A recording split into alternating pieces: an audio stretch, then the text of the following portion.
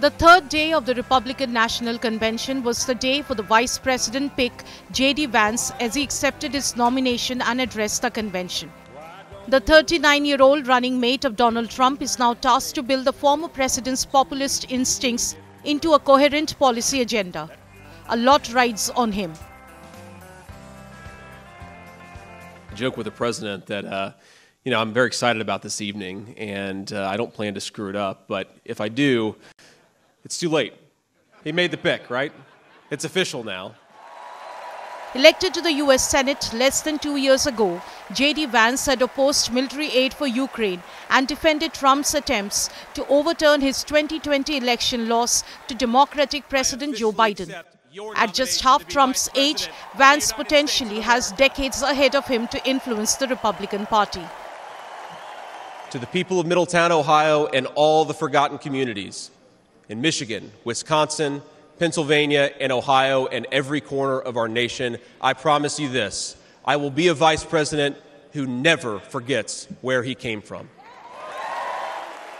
And VP pick Vance had his wife Usha matching his every step at the convention. J.D. has shared much of his life through his own eloquent words.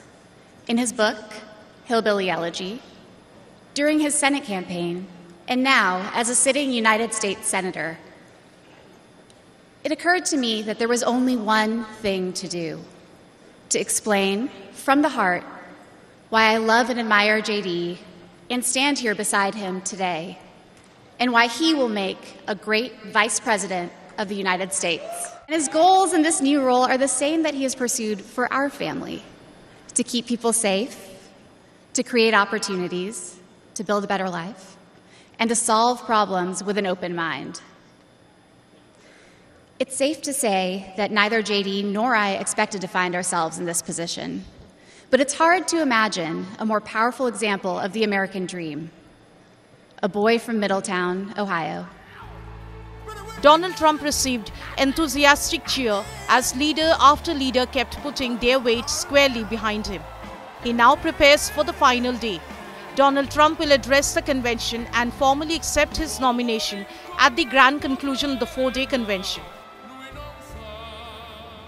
A film, Trump's Rescue Mission, Saving America, made its debut at a venue near the convention about his campaign to retake the White House. A bid that is turning out to be running more and more in his favor as his Democrat opponent and U.S. President Joe Biden tested positive for COVID-19. Regrettably, I was just on the phone with President Biden, and he shared his deep disappointment at not being able to join us this afternoon. The President has been at many events, as we all know, and he just tested positive for COVID. Under fire from fellow Democrats to drop his re-election campaign, President Biden cancelled his campaign engagement and returned for self-isolation. Biden has so far remained defiant against stepping down, but he did indicate on giving up in case his health deteriorates.